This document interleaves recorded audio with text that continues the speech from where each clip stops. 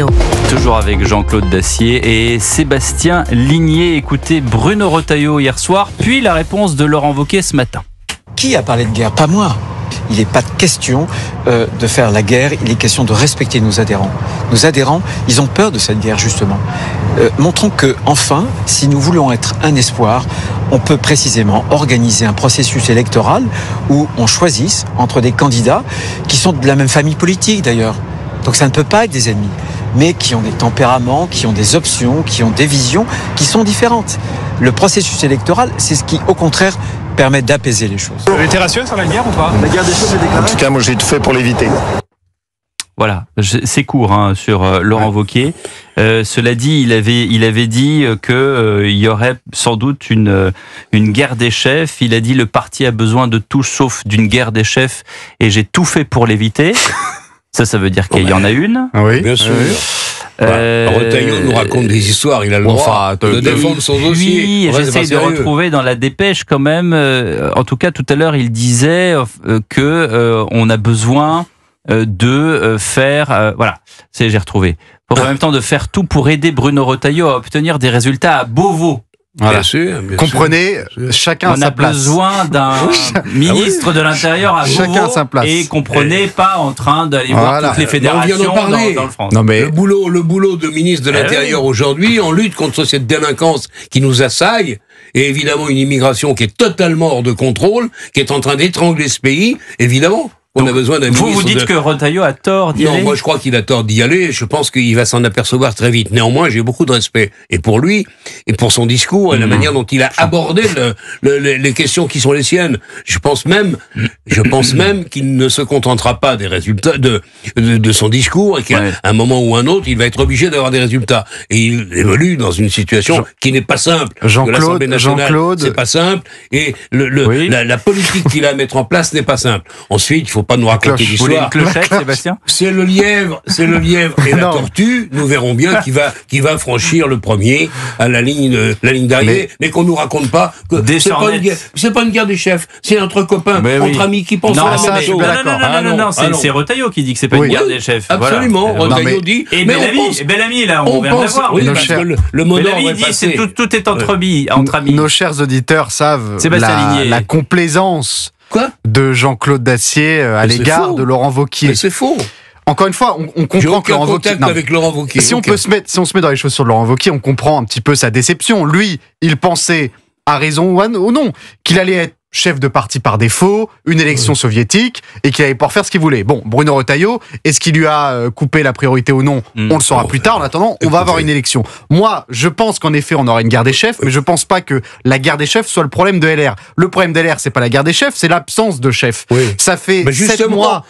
Le jeu consiste à en désigner avec un programme, une incarnation, un programme. Précisément. Donc, je préfère, à titre personnel, quand on doit choisir un chef, qu'il y ait au moins 2 propositions, et qu'on soit pas avec une élection soviétique où Laurent Wauquiez soit candidat tout seul. Je vais vous dire. Mais juste simplement, vous rigolez.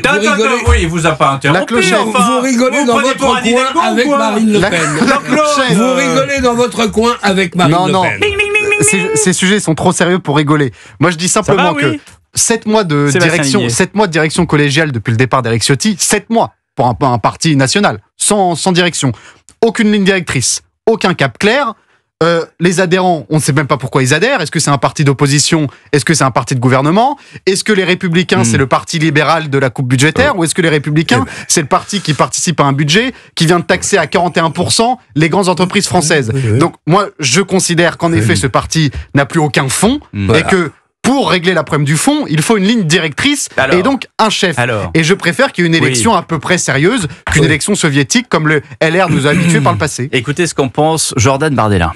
Je pense qu'il fait surtout concurrence à Laurent Wauquiez et qu'on va se diriger à LR vers la 105e guerre des chefs, comme à chaque élection présidentielle désormais. Pour l'instant, il est condamné à être le ministre de la parole. Il est dans un gouvernement où il est assis à côté de socialistes et de macronistes qui ne cessent de réclamer plus d'immigration. On a là quelqu'un qui est sans doute très sincère, mais qui est à la place où il est pour passer de la douce musique aux oreilles des électeurs du Rassemblement national, qui ont un petit peu l'habitude de voir des gens de LR condamnés à l'impuissance. Je pense qu'il y a beaucoup d'électeurs de droite qui sont aujourd'hui orphelins chemin d'un leader, d'un projet, d'un parti politique. Et moi, je veux aussi m'adresser à eux parce que je pense que Emmanuel Macron a fait beaucoup de mal à notre pays et que face à ce péril aujourd'hui qui est en train de se constituer autour de Jean-Luc Mélenchon et du nouveau Front populaire, les patriotes ont le devoir de se rassembler. Est-ce que c'est très fair-play de la part de Jordan Bardella de dire de Monsieur Retailleau qu'il est en train de dire de la douce musique aux côtés de ministres socialistes alors qu'il était allé au casse-pipe sur l'affaire Doualem en utilisant une procédure d'urgence qui visiblement n'est pas appréciée du tribunal administratif qui dit que la seule façon d'expulser c'est la procédure normale.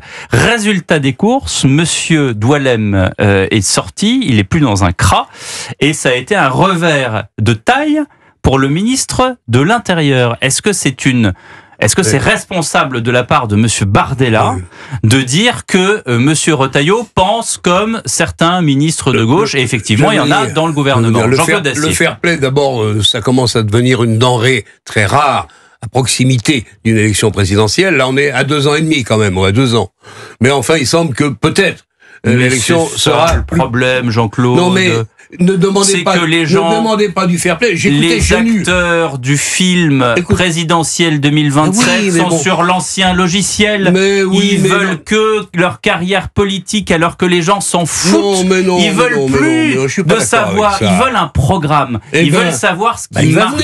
Et donc, ce ne sont pas des incarnations. Les incarnations qu'on entend les unes après les autres dans cette émission et dans les autres sur Europe 1 et sur CNews. C'est la confiance. Mais quelle confiance! Vous ne pouvez plus faire confiance sur un nom. Il faut un programme derrière. Regardez, Retailleau évoqué. Est-ce que vous avez une préférence?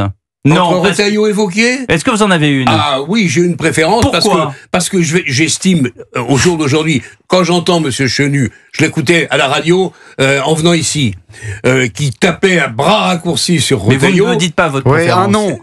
Là, c'est l'homme politique Jean-Claude Dacier qui parle. Moi, je vais vous dire, entre le lièvre et la tortue, je verrai qui est le lièvre, qui a eu raison et qui a adopté la bonne stratégie. Moi, mon intérêt... vous parlez comme les Français, Jean-Claude, et vous avez raison. Donc que ce soit Wauquiez ou Retailleau, vous en fichez, parce que vous voulez juste une personne qui conduise... à ce que ce pays aille mieux. Exactement. Voilà. Et voilà. Et alors que les gens qu'on écoute, les Retailleau, les Wauquiez, ils veulent tous une carrière. Ils veulent y aller. Ils veulent être président. Ils veulent c'est is no good. Je veux être calife à la place du calife. Toute sincérité et après, à ces personnes. Je suis pas d'accord. Ils vont se retrouver à 10. Et il va y avoir une dispersion de voix. Ça fait 50 ans que ça dure. Et voilà. Et après, les électeurs que nous sommes tous les trois autour de la table et les quelques centaines de milliers de personnes qui nous écoutent se disent on a perdu parce que il y en a deux qui se sont pas écoutés. C'est ce que je disais tout à l'heure dans un certain brouhaha. Qu'est-ce que vous voulez que je vous dise? Il y en a qui rigolent et Marine Le Pen est en tête de ceux qui rigolent. Vous ne nous avez toujours pas dit qui vous choisissez entre Laurent Wauquiez et Bruno Retailleau. On vous a dit le lièvre ou la tortue. Je choisirai le lièvre ou la tortue. Je choisirai le meilleur. J'ai ma petite idée, mais je peux me tromper. Ça sera pas la première fois. Je pense honnêtement que Retailleau avait autre chose à faire que de se précipiter aujourd'hui à être candidat, aujourd'hui à la présidence des Républicains, demain bien évidemment il sera candidat. Si ça doit se terminer en une foire d'empoigne et une engueulade entre les deux, ce sera catastrophique pour les gens qui détiennent. Mais en quoi c'est catastrophique? C'est une élection. Oui, mais on meurt du fait. Mais on meurt du fait qu'on ne donne jamais la parole aux adhérents. Les adhérents, les Républicains, ils ne sont jamais consultés. Mais ils sont toujours jamais. Si, ils sont consultés. Et quand ils donnent un nom, on leur dit non. Regardez, regardez la dernière présidentielle. Ils avaient voté en majorité Ciotti. On a mis qui? On a mis Valérie Pécresse. Parce qu'on a dit, non, mais comprenez, c'est mieux. Ciotti, il est clivant. Voilà. Mais Éric Ciotti aussi, il a ses défauts. Éric Ciotti, il aurait très bien pu, au moment où il part, à l'été, au moment de la dissolution, il aurait très bien pu demander l'avis aux adhérents. On dit, non, mais finalement, on va faire autrement. Comprenez, c'est les instances dirigeantes. Moi, j'entendais encore, il y a quelques années, chez Jean-Marc Morandini sur CNews, un député, Renaissance, qui disait, non, mais vous comprenez, si on nous élit nous, c'est qu'on sait mieux que vous. Voilà. La messe est dite. Voilà. 19h56. Merci Jean-Claude Dacier. Merci Sébastien Ligny. Dans un instant, le journal de 20h, juste après, le spécialiste Patrick Martin-Genier pour savoir qui dit quoi, de comment, de Trump, de Poutine, de Zelensky, de la fin de la guerre en Ukraine. Vous avez compris? Moi non plus. Dans un instant, le journal de 20h.